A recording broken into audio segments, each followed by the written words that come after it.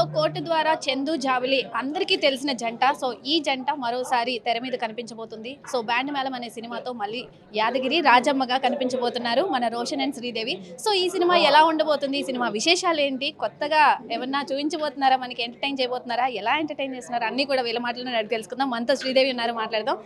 చెప్పండి, ఎలా అనిపిస్తుంది ఫస్ట్ ఈ స్టోరీ? కొత్తగా అంటే ఇంతకుముందు స్టోరీలు విన్న వేరు, ఈ సినిమా చూస్తే ఏమో చాలా కొత్తగా అనిపిస్తుంది రూరల్ బ్యాక్డ్రాప్లో.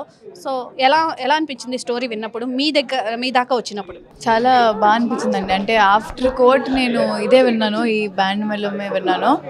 సో నాకు చాలా ఫ్రెష్, చాలా కొత్తగా అనిపించింది ఈ సినిమా. సో క్లైమాక్స్ చాలా బాగా నచ్చింది. సో దానివల్ల నేను చాలా చాలా ఎక్సైట్గా ఫీల్ అయింది అయితే క్లైమాక్సే. So that's what made me excited to do ఈ సినిమా.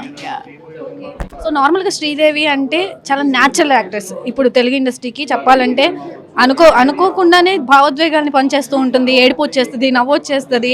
సో యాక్టింగ్ అనేది న్యాచురల్గా వస్తుంది. సో ఈ రిసీవింగ్ అనేది ఎలా అనిపిస్తుంది? చాలా చాలా బాగా అనిపిస్తుందండి. అంటే మనం ఒకటి ఫిల్టర్ లేకుండా చేస్తున్నప్పుడు అందరూ గుర్తిస్తే చాలా బాగుంటుంది కదా. సో చాలా బాగా అనిపిస్తుంది. అంటే వాళ్ళకి అర్థమవుతుందంటే నాకు చాలా హ్యాపీ. సో బ్యాండ్ మేళం అనే టైటిల్కి యాప్ట్గా మీ రోలు ఇందులో ఏముండబోతుంది అంటే, బావమర్దల స్టోరీ చూపిస్తున్నారు, అలాగే రోషన్ ఒక మ్యూజిక్ రన్ చేసే అబ్బాయిలా కనిపిస్తున్నారు. సో మీ రోలు ఎలా ఉండబోతుంది?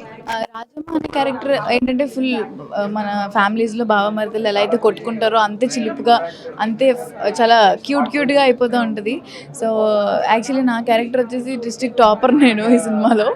సో నేనేంటంటే చదువుకుంటేనే టాలెంట్ అని నమ్ముతా. సో అలాంటి ఒక క్యారెక్టర్ నాది. ఫుల్ ఎలా అంటే బావ మీద ఫుల్ మీరు చూసుంటారు గ్లిమ్స్లో ఫుల్ అరిచేసి ఫుల్. యాక్చువల్లీ ఈ సినిమాకి నేను తెలంగాణ మాట్లాడడం అనేది నాకు ఒక గగనంలా అనిపించింది, ఎందుకంటే నాకు ఫుల్ ఆంధ్రానే వస్తుంది. సో ఈ సినిమా చాలా కొత్తగా ఉండబోతుంది. అంటే నాకే చాలా ఛాలెంజింగ్ అనిపించింది ఈ సినిమా. సో యాస అనేది ఏమైనా నేర్చుకోవడం జరిగిందా, ట్రైనింగ్ అని తీసుకున్నారు? ట్రైనింగ్ అంటే సతీష్ గారు చాలా హెల్ప్ చేశారండి, మా డైరెక్టర్ ఎవరైతే ఉన్నారో. ఫస్ట్ నాకు కథ చెప్పినప్పుడు తెలంగాణ అన్నప్పుడు నాకు టెన్షన్ వస్తుంది, ఎందుకంటే నాకు ఫుల్ గోదావరి వస్తుంది. సో తెలంగాణ ఏంటి అని అనుకున్నాను.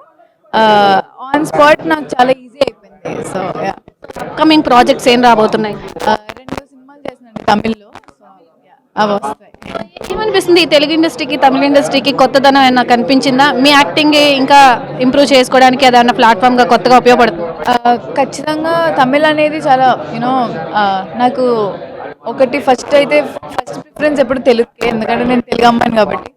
సో బట్ ఒక తెలుగు అయితే ఒక తమిళ్, ఎందుకంటే నాకు తమిళ సినిమా చాలా ఇష్టం చేయడం. అంటే చాలా సటిల్గా, ఐ మీన్ చాలా చాలా బాగుండే స్టోరీస్ ఉంటాయి కదా, అలాంటి స్టోరీస్ నాకు చాలా ఇష్టం. సో ఇప్పుడు నేను చేస్తున్న సినిమాలు అన్నీ కూడా చాలా మంచిగా ఉండబోతున్నాయి. సో సాంగ్ కూడా ఇప్పుడు కథలెన్నో చెబుతాను కవిత, ఆ సాంగ్ ఎంత హిట్ అయిందో ఇందులో కూడా ఒక సాంగ్ చాలా హిట్ అయింది. మీరు ప్రతి ఈవెంట్లో కూడా అది డ్యాన్స్ చేస్తూ చూపిస్తున్నారు.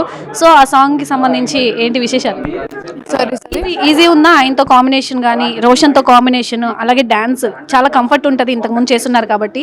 సో ఇలా కోర్టు ద్వారా ఆ సాంగ్, ఈ సాంగ్ ఇందులో బ్యాండ్ మేళం ద్వారా ఈ సాంగ్ ఫేమస్ అవుతున్నాయి, ఆ స్టెప్స్ కూడా ఫేమస్ అయినాయి. సో ఎలా అనిపిస్తుంది?